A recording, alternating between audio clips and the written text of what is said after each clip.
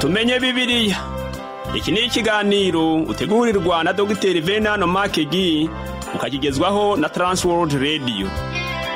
Soma kandi wige Bibiliya usobanukirwe ijambo ry'Imana.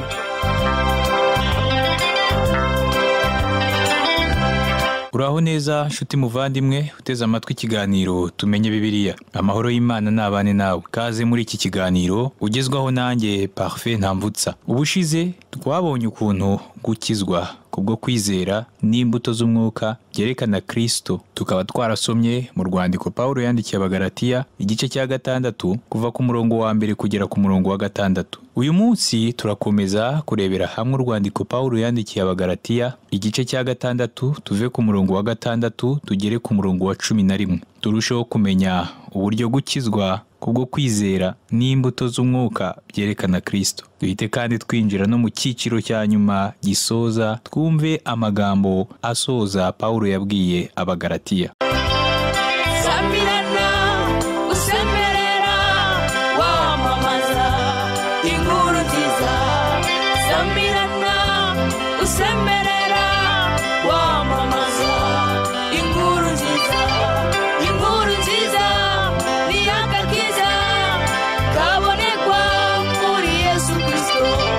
Inkuru nziza ni agakiza kabonekwa muri Yesu Kristo. Samirana, samirana, samirana usemerera.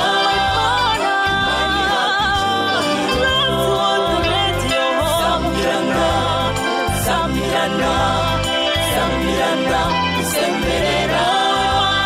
Imani hakucyubahiro.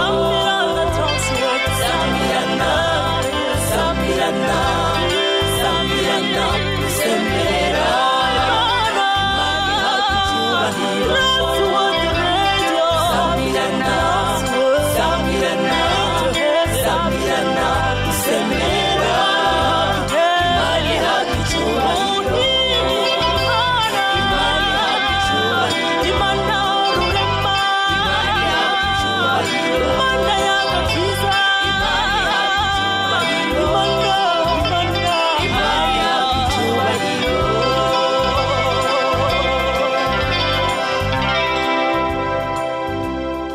Mu Bagalatiya igice cya 6 ku murongo wa 6 waravuga ngo uwigishwa ijambo ry'Imana agabane n'umwigisha ibyiza byose. Uyu ni umurongo muri Bibiliya twavuga yuko urimo imvugo idatebya. Paulo abivuga neza adaciye ku ruhande. Ijambo ry'Ikigiriki rivuga koinoneo ryahinduwe mu Kinyarwanda risobanurwa agabane, ni ukuvuga basangire. Buri wese afata umugabane we basangirire hamwe ibya Kristo. Paulo avuga aya magambo adatebya: muhembe umwigisha wanyu. Niba hariho wabagaburiye iby'umwuka, namwe mu mugaburire iby'umubiri. Niba Imana yaraguhereye umugisha mu bitunga umubiri, none kandi ukawuheshejwe umugisha n'undi mu by'umwuka, nawe wari ukwiriye kumugaburira iby'umubiri. Ibi byubakiye ku ijambo ry'urufatiro ryo gusangira no kugabana. None se uramutse winjiye mu iduka ushaka kuhagurira inyama n'umugati, ugasohoka utishyuye, ntiwahura n'akaga? Abantu benshi bagaburirwa iby'umwuka, nyamara kandi bagera ahantu bagomba kwishyurira bakagenda badasize umugabane. Ntawe ukwiriye kugira ikindi abitekerezaho. Ijambo ry'Imana riravuga ngo mugabane n'uwabagaburiye. Mu rwandiko Paulo yandikiye Abagalatiya igice cya 6 ku murongo wa 7 haravuga ngo ntimuyobe, Imana ntinegurizwa izuru, kuko ibyo umuntu abiba ari byo azasarura. Uyu nanone numwe mu mirongo igaragara cyane mu byanditswe. Ni itegeko ndakuka rigenga imibereho yose yo kuri iyi si. Mu buhinzi bw'uburyo bunyuranye, niba ubibye ingano uzasarura ingano, nuhinga ikijumba uzasarura ikijumba. No mu myifatire y'umuntu, icyo ubibye nicyo usarura. Mu butumwa bwiza bwanditswe na Matayo mu gice cya 13, umwami Yesu Kristo atubwira umubibyi wagiye kubiba, ubundi akongera akatubwira n'umusaruzi wagiye gusarura.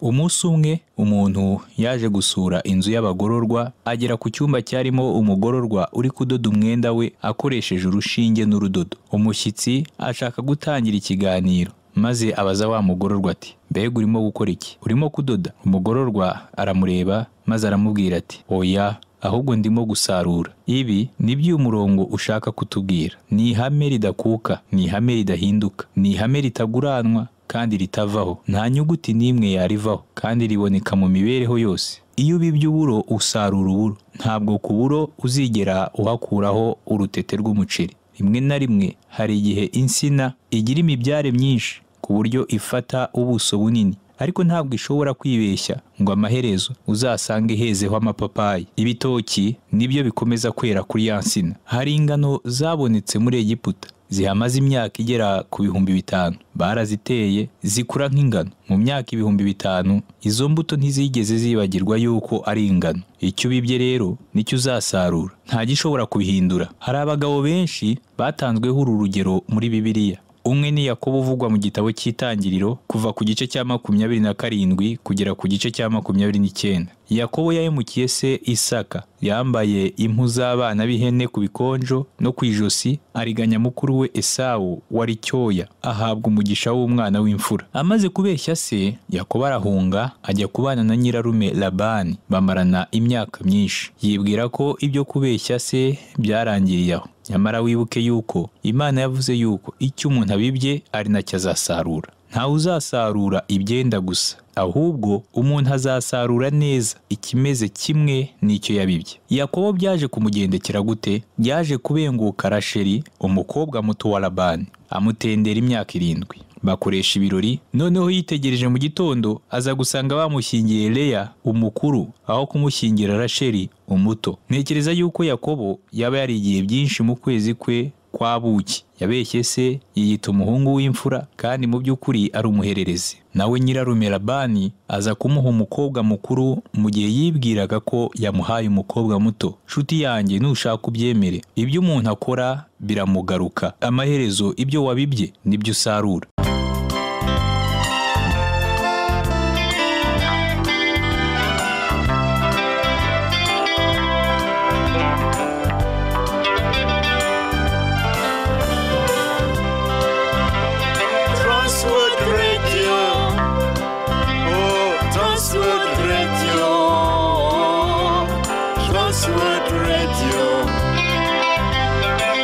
Radio Samirana, Samirana, Samirana, Usemera, Samirana, Samirana, Samirana, Usemera.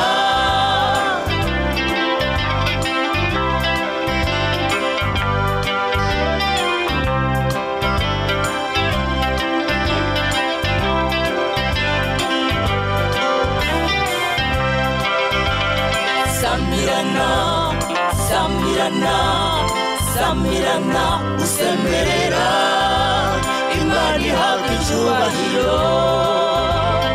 Samirana, Samirana, Samirana, usemerera, Imana ihabwa icyubahiro.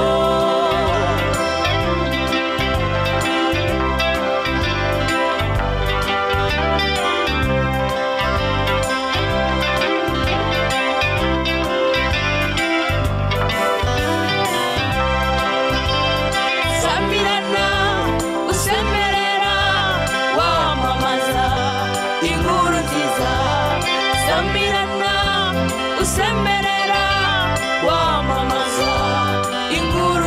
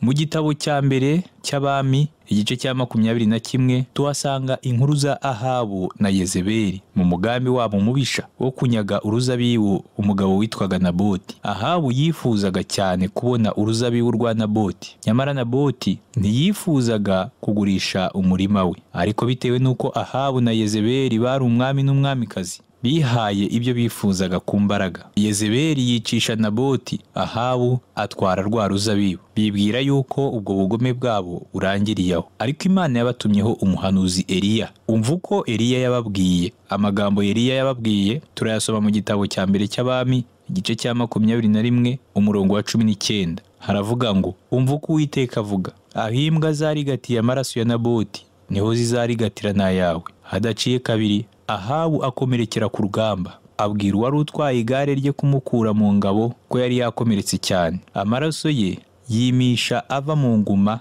adendeza imbere mu igare. Urugamba ruhumuje ajyanwa i Samariya, igare rye baryogereza ku kidendezi cy'i Samariya. Imbwa ziza kuri gata y'amaraso ya Ahabu nk'uko byagendeye Naboti. Urundi rugero n'urw'intumwa Pawulo. Yari mu b'imbere bicishije Stefano amabuye. Aho amariye kwihana ubwo yari mu gihugu cy'i Galatiya, nawe yatewe amabuye. Umuntu yakwibwira yuko ubwo yari amaze kwihana ibyaha bye byababariwe ngo atari kuzasarura icyo yabibye. Nyamara iryo ni itegeko ry'Imana, ko icyo umuntu abibye ari nacyo azasarura. Ndibuka neza ubuhamya bw'umuvugabutumwa witwa Mary Trotter, wari umusinzi mbere yuko yihana. Umukozi w'Imana mugenzi we ngo yamutumiye mu mujyi wa Nashville muri leta ya Tennessee muri leta zunze ubumwe za Amerika, ngo amutumira gutanga inyigisho z'ubutumwa bwiza. Nuko ijoro rimwe inyigisho zihumuje, Trotter aza kujyana n'uwo mukozi w'Imana mugenzi we ahitwa Candyland. Buri wese ngo atumize icyo kunywa. Bamwe banyweye umutobe w'ibitoki, bamwe mu bo bari kumwe banyweye umutobe w'ibitoki, abandi w'isukari, abandi banywa amata. Noneho Trotter atumiza ikirahuri gito cy'amazi y'urufuro. Abandi batangira kumuseka bamubaza impamvu. Trotter yarabasubije ngo, igihe Imana yampaga umutima mushya ubwo nihanaga, ntabwo yigeze impindura igifu. Ndi kwishyura igihe cyose namaze ndi kunywa. Nshuti yanjye, reka nongere mbisubiremo, icyo umuntu abibye ni nacyo azasarura. Ntimuyobe, Imana ntinegurizwa izuru. Ntabwo bizarangiriraho. Iyaba abasore benshi basobanukirwaga n'iri jambo, abenshi bakunze gufata ibiyobyabwenge, abandi bagashaka uko bakwishimisha binjira mu bikorwa mpuzabitsina, urukundo rutagira imbibi. Bamwe muri bo batangiye gusarura ibihwanye n'ibyo babibye. Indwara nyinshi zandurira mu mibonano mpuzabitsina zabaye icyorezo, zikwirakwira mu gihugu cyacu hirya no hino, kandi uburwayi bwo mu mutwe nabwo bwafashe intera ndende. Kubera iki? Imana yavuze yuko utazakomeza kudamararira mu byaha. Nubwo waba ufite ibinini bingana bite, Imana yavuze yuko uzasarura icyo wabibye. Imana ntinegurizwa izuru. Nubiba uburo uzasarura uburo, nubiba icyaha ni nacyo uzasarura. Hari uwakwibwira ati, none se ko nge nihannye? Ibyo ni byiza cyane bihebuje. Nyamara ibyo ntibizakubuza kugira umunsi wo kwishyuriraho umwenda. Byanze bikunze uzasarura icyo wabibye.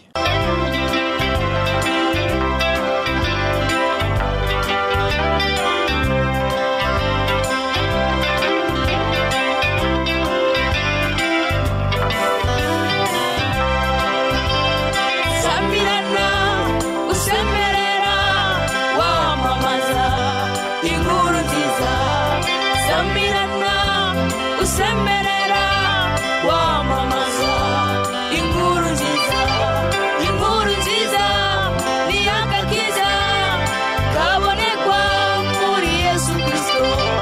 Inkuru nziza ni agakiza kabonekwa muri Yesu Kristo. Sambirana, sambirana, sambirana, usemerera.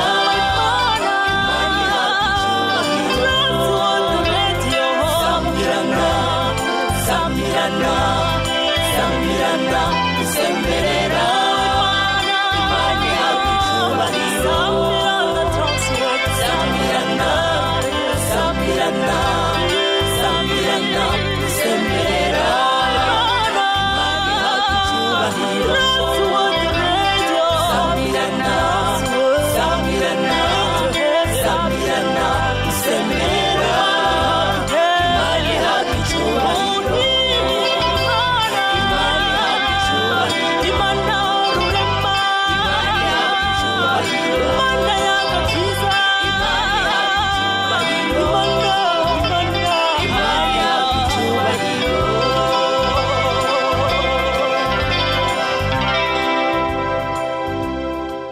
rwandiko Pawulo yandikiye Abagalatiya igice cya 6 ku murongo wa 8 haravuga ngo ubibira umubiri we muri uwo mubiri azasaruramo kubora, ariko ubibira umwuka muri uwo mwuka azasaruramo ubugingo buhoraho. Gusarura ubugingo buhoraho birimo n'imbuto z'umwuka tukiri muri ubu buzima ndetse n'ibyiringiro byo kuzabona ibyiza mu gihe kizaza. Nibwira yuko abakristo benshi bagombye kuba maso bakitegura kugaruka kwa Kristo aje kujyana be, kubera yuko ariko tuzahagarara imbere y'intebe y'imanza ya Kristo tumurika imirimo yose twakoze tukiri muri iyi si. Shuti muvandimwe, ushobora kuba ukijijwe nyamara kandi hakaba hakiri ikibazo cy'uko uzahagarara kuri uwo munsi ugiye kumurika imirimo wakoze ukiri muri ubu buzima. Yohana we avuga yuko bishoboka ko bamwe bazakorwa n'isoni babonye mu maso he, nk'uko yabyanditse mu rwandiko rwa mbere rwa Yohana igice cya 2 ku murongo wa 28. Nukomeza kuba mu by'umubiri uzasarura iby'umubiri, ariko kandi ibyo ntibivuze yuko uzaba utakaje agakiza kawe,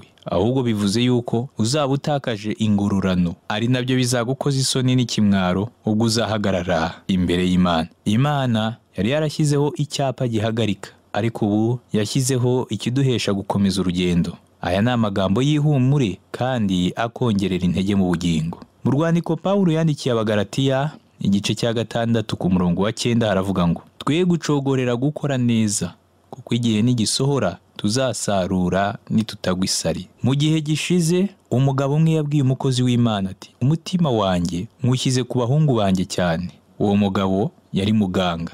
Nuko arongera abwira umukozi w'Imana ati abantu bose ntitubivugaho rumwe, abandi babyeyi nabo ntitubona ibintu kimwe, ndetse n'inshuti zanjye zimwe nazo hari ibyo tutumvikanaho, ariko kandi ndashaka guha abahungu banjye uburere bwiza bwuzuye. Niba nawe ari byo bikuraje inshinga muvandimwe, ndagushishikariza kubiba imbuto nziza nk'uko uyu mugabo w'umuganga yari abigambiriye ku bahungu be, kandi utegereze wihanganye uzasarura icyo wabibye.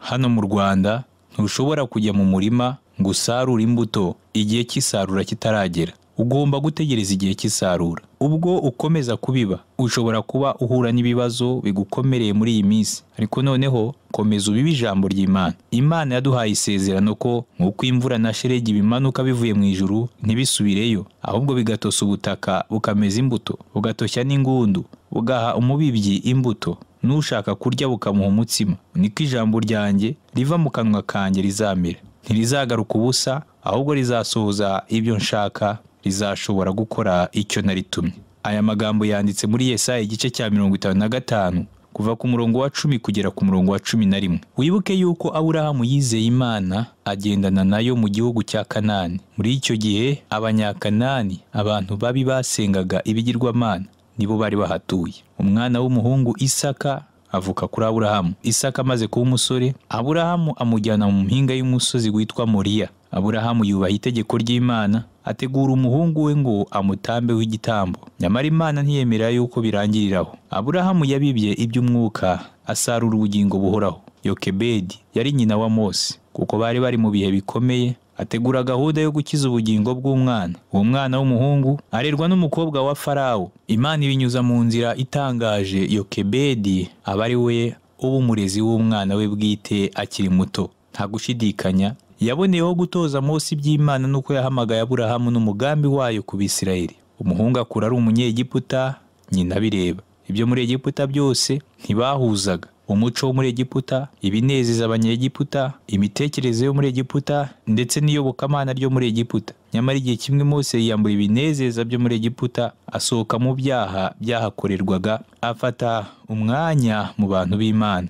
Yokebedi yasaruye icyo yari yarabibye. Uru rugero kandi twarutangira no ku mibereho ya Dawidi. Icyaha cye cyari cyarabaye itangazo, kandi abantu benshi bamufata nk'umugizi wa nabi wicana. Nyamara kandi mu mibereho ya Dawidi ntabwo yaranzwe no gukora ibyaha. Biratangaje ukuntu ikizinga cy'umukara cyagiye ku gitambaro cyo ku meza kera gihita kiboneka umuntu akiri kure, ariko icyo kizinga cyaba kiri ku ikote ry'umukara ntihagire ushobora kukibona. Mu mibereho ya Dawidi icyaha cyabonetswe nk'ikintu cy'amarorerwa. Dawidi yari afite umutima uri ku Mana, ndetse no mu kwihana kwe yafashe umwanya wo guca bugufi imbere y'Imana, ariyiriza yiyima ibyo kurya n'ibyo kunywa. nyamara kuko Dawidi yabibye icyaha yasaruye urupfu mu mibereho y'abana be. Nshuti muvandimwe, icyo ubiba nicyo uzasarura. Twe gucogorera gukora neza, kuko igihe nigisohora tuzasarura nitutagwa isari. Mu rwandiko Pawulo yandikiye Abagalatiya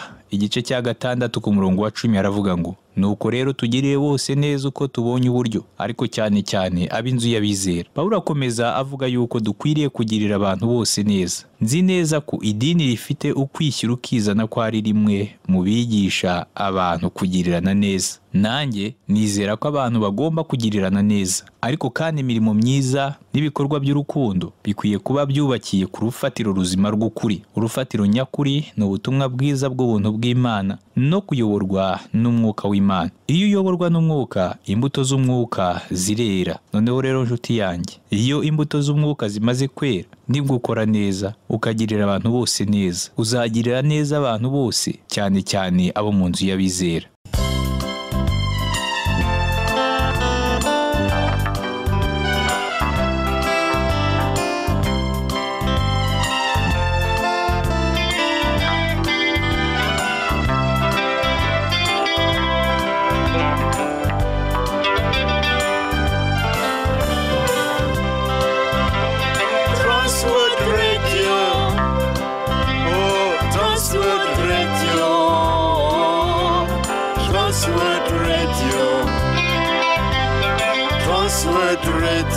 Sambirana, Sambirana, Sambirana, Usemerera.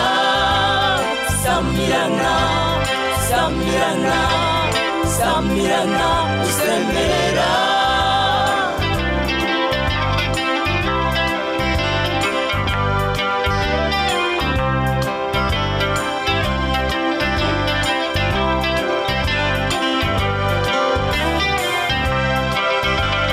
Sambirana, Sambirana, Sambirana, Usemerera. Imana ihabwa icyubahiro. Sambirana, Sambirana, Sambirana, Usemerera. Imana ihabwa icyubahiro.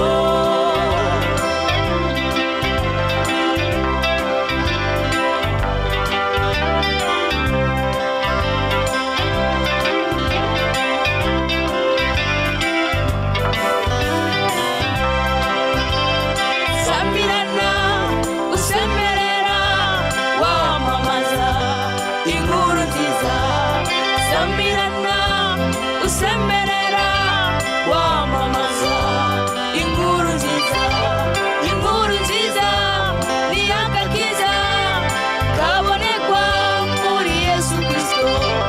Inkuru nziza ni agakiza kabonekwa muri Yesu Kristo. Sambirana, Sambirana, Sambirana, Usemerera.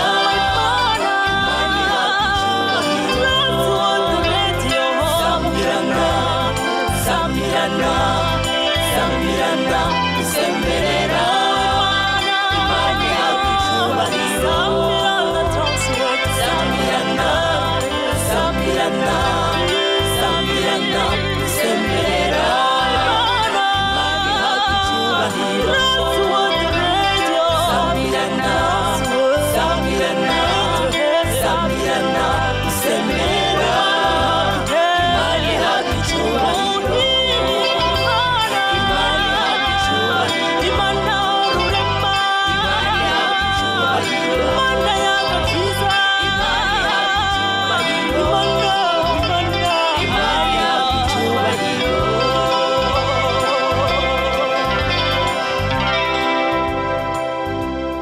Reka turebe amagambo Pawulo yanditse arimo asoza uru rwandiko yandikiye Abagalatiya. Ibi bitwinjije mu cyiciro cya nyuma cy'urwandiko Pawulo yandikiye Abagalatiya. Muri iki gice cya nyuma hari inyandiko 3 zivugwa. Iya mbere ni inyandiko ya Pawulo ubwe. Turasoma mu Bagalatiya igice cya 6 ku murongo wa 11. Haravuga ngo, murebe namwe uburyo mbandikishirije inyuguti nini n'ukwanjye kuboko. Uburyo mbandikishirije inyuguti nini ntabwo bivuze urwandiko rurerure. Urwandiko rwandikiwe Abagalatiya rugizwe n'ibice 6 byonyine, mu gihe urwandiko yandikiye Abaroma rugizwe n'ibice 16. Kandi kubigaragara ingingo ivugwa aho hombi ni imwe. niyo mpamvu tutabyita urwandiko rurerure. Nyamara Pawulo we avuga yuko yandikishije inyuguti nini, ari nabyo bikunze kuranga abantu bafite ikibazo cy'amaso. Ndibwira yuko ibi bihita bidushyirira ahagaragara yuko igishakwe mu mubiri yari afite cyari icy'ijisho, nk'uko tubisoma mu rwandiko rwa kabiri yandikiye Abakorinto igice cya 12 ku murongo wa 7.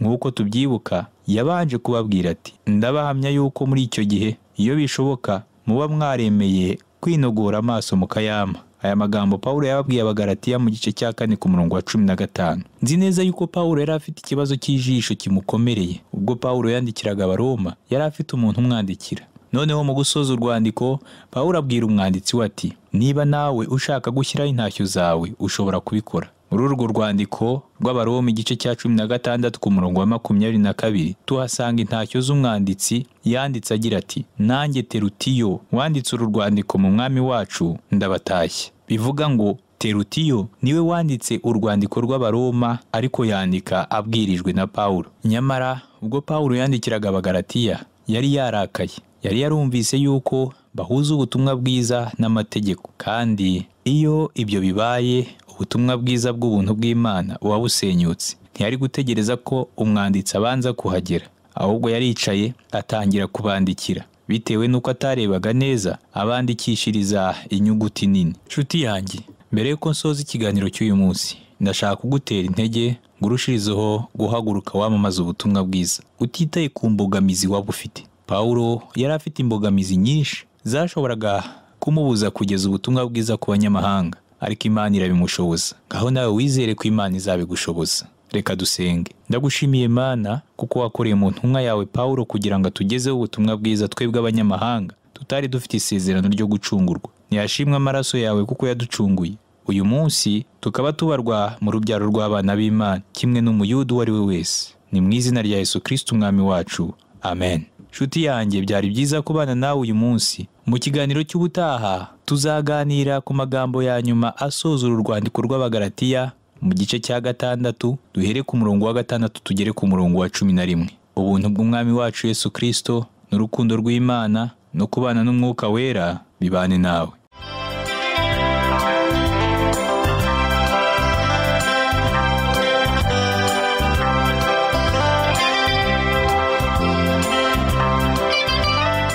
Icyo cyari ikiganiro tumenye Bibiliya.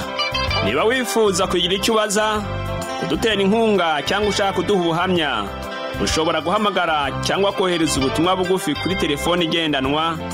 Inomero ni 07 81 27 90 18. Ushobora kandi kutwandikira kuri page yacu ya Facebook yitwa Tumenye Bibiliya, cyangwa kuri email yitwa umucyo@yahoo.fr. Imana iguhe umugisha.